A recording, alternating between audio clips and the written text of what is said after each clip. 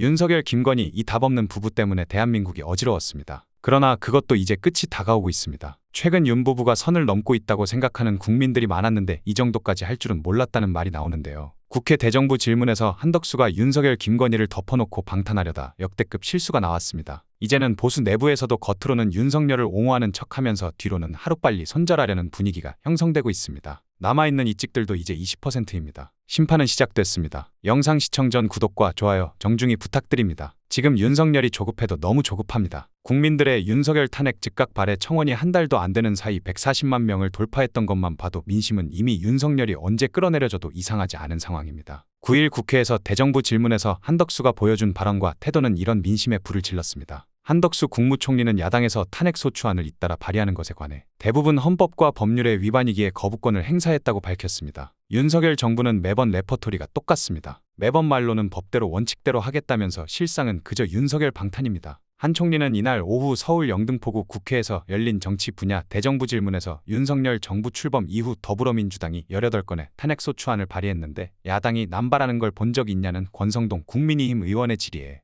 과거 정부에 비해서도 굉장히 많다며 이같이 말했습니다. 이게 웃기는 겁니다. 정부 여당은 본인들이 말하면서도 지금 뭐가 잘못됐는지도 모르는 것이죠. 왜 과거 정부에 비해서 국민들의 탄핵을 부르짖고 있을까요? 그 원인이 윤석열, 김건희에게 있다는 건 생각조차 못하나 봅니다. 한 총리는 그러면서 갑자기 민주당 이야기를 자꾸 꺼냈습니다. 한 총리는 민주당이 계엄령 괴담을 계속 유포한다는 지적에 대해서는 계엄이라는 중차대한 일을 정치적 편의성을 위해 활용할 거라고 믿고 싶지 않다며 과거 2번이나 집권했던 야당이 그렇게 했다면 수많은 국민이 분노와 실망을 할 것이라고 말했습니다. 국민들은 이미 윤석열 정부에 실망할 것도 없고 오직 분노와 한숨으로 가득 찬 상태입니다. 심지어 한 총리는 야당이 계속 탄핵을 주장한다면 국민이 실망할 거고 전 세계인들로부터 지탄받을 것이라고 밝혔습니다. 지금 국민들이 가장 원하는 게 윤석열을 그 자리에서 끌어내리고 대한민국을 정상화시키는 것인데 무슨 이상한 소리를 해댔습니다. 아울러 민주당이 대통령 탄핵을 운운하면서도 탄핵소추안을 정식 발의하지 않고 있는 이유에 대해서도 지적했습니다. 지난 총선 결과 야당이 많은 의석을 확보했지만 지지율 자체로는 5% 정도 차이라며 절대로 탄핵이 이뤄지는 일은 없을 것이라고 자신만만했습니다. 현재 김건희 앞에 달린 의혹만도 셀 수가 없고 윤석열은 일본의 나라를 팔아먹고 있고 국민들은 응급실에서 치료를 받지도 못하고 죽어나가는 상황에서 탄핵이 될 리가 없다고 어떻게 그렇게 뻔뻔한지 국민들의 화는 쌓여만 갑니다. 이 와중에 한덕수 국무총리는 9일 응급의료 대란 책임론과 관련해 의료계와 힘들고 어렵기 때문에 어려운 결정을 안 했던 정부들에게 책임이 있다고 전 정부 탓을 했습니다. 윤석열 정부 잘못이 아니라 전임 정부들의 책임이라는 것입니다. 한 총리는 이날 오후 서울 영등포구 국회에서 열린 정치 분야 대정부 질문에서 누가 국민을 죽음으로 몰아가고 있냐는 박지원 더불어민주당 의원의 질의에 이같이 말했는데요. 이어 이 문제를 잘 해결하고 지속가능한 최고의 의료 시스템을 만들도록 우리 모두 힘을 합쳐야 한다며 지금 누가 누구를 손가락질하고 누구 책임이라고 얘기하는 것은 아니다라고 말했습니다. 책임 소재가 명백한데 자꾸 전 정부 탓을 하면서 눈속임을 한다고 그냥 넘어갈 수 있을 줄 안다면 큰 착각입니다. 대정부 질문 대참사는 이뿐만이 아닙니다. 서영교 더불어민주당 의원이 김건희 황제 조사 논란을 두고 박성재 법무부 장관을 향해 자존심 상하지 않냐고 했는데요. 박 장관은 이때 야당 쪽 의석을 노려보면서 기분 나쁘다는 제스처를 취했습니다. 서 의원은 9일 국회에서 열린 정치 분야 대정부 질문에서 어떻게 검찰을 불러서 핸드폰을 반납하고 조사를 받나? 아무리 대통령 부인이라도 그래서는 안 된다고 해주셔야 법무부 장관답다. 그래야 검사들이 제대로 수사할 수 있다고 지적했습니다. 박 장관은 대통령 부인이라 해서 생긴 문제가 아니다라며 누구든지 경호가 필요한 사람과 관련된 부분의 경호 문제라면 제가 통상적으로 하는 일과 조금 다르기 때문에 그런 일이 벌어졌다고 생각한다고 답했습니다.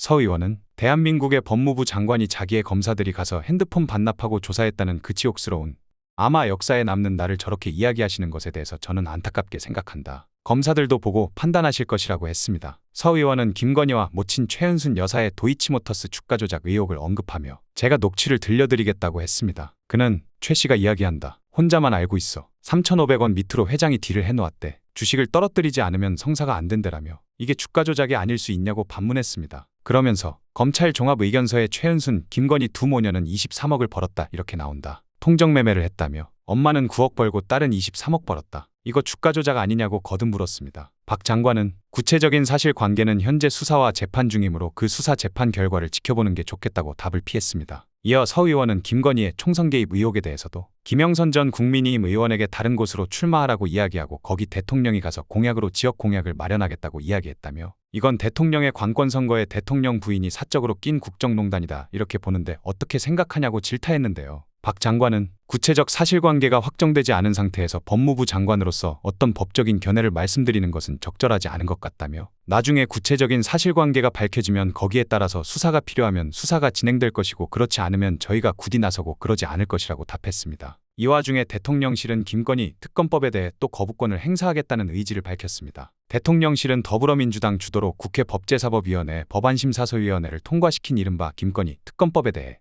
이전에 폐기된 법안보다 더 많은 논란 조항을 붙여 재발의한 것으로 국민도 이제 지쳤을 것이라고 비판했습니다. 국민들은 윤석열 김건희를 처단할 때까지 절대 지치는 일은 없을 겁니다. 대통령실 관계자는 용산 대통령실에서 기자들과 만나 지난번에 폐기됐던 법안을 또 올리는 것인데 더 악화된 법안이라며 이같이 지적했습니다. 김건희 특검법의 국회 통과 시 제2요구권 행사 여부에 대해서는 국회 상황을 좀 더 지켜봐야 한다면서도 법안의 문제점을 조목조목 따졌습니다. 이 관계자는 지난 1월 초에 해당 특검법에 대해 여야가 법안을 합의 처리해오던 헌법 관례를 무시한 점, 도이치모터스 검과 관련해선 문재인 정부에서 2년간 탈탈 털어 기소는커녕 소환도 못한 사건을 이중으로 조사해 관련자 인권 침해가 된 점, 정치 편향적인 특검 임명과 허위 브리핑을 통한 여론 조작 문제점 등을 밝힌 바 있다고 했습니다. 대통령실 관계자는 법사위 소위에서 함께 통과된 제3자 추천 최상병 특검법과 관련해서도 경찰 수사 결과와 청문회를 통해 아무런 외압 근거가 없었다는 것이 밝혀졌는데도 또 한 번 특검법이 발의된 데 대해 국민이 필요할 것이라고 밝혔습니다. 경찰뿐만이 아니라 검찰 수사를 이제는 못 믿겠다는 국민들이 한트럭이고 청문회의 주요 핵심 인사들의 출석은 전부 이루어지지 않고 있는데 무슨 사실이 밝혀졌다는 겁니까? 국민들을 피로하게 만드는 것은 민주당이 아니라 윤석열입니다. 대통령실은 이번 제3자 특검법에 대해 한마디 하자면 분칠한 특검 아닌가라며 민주당이 만든 고위공직자범죄수사처도 사실상 특검 역할을 하는데 공수처는 아직 이종섭 전 장관을 부르지도 않았다고 지적했습니다. 또 말에 모순이 있는 것이죠. 검찰, 공수처 수사가 부족하다고 생각되면 특검 받겠다고 본인 입으로 말한 게 윤석열입니다. 근데 이제 와서는 공수처 수사 부실한 건 알겠는데 이거 민주당 너희가 만든 거잖아 하면서 말을 돌리고 있는 것입니다. 대통령실 관계자는 김건희 명품백 무혐의 처분 종결에 대해서는 수사 중인 사안이라 별도의 입장이 없다고 또 입을 꾹 닫았습니다. 이런 상황에 윤석열은 김건희와 함께 추석 인사 영상을 촬영한다고 들떠 있습니다. 국민들은 그런 추석 인사 받는다고 기뻐하지 않습니다. 제발 대한민국을 위해 자리에서 내려와서 그렇게 좋아하는 일본으로 영영 떠나길 바랍니다. 오늘 영상은 여기까지입니다. 대한민국 정상화를 위해 끝까지 힘쓰겠습니다. 여러분의 구독과 좋아요로 힘을 보태주세요. 감사합니다.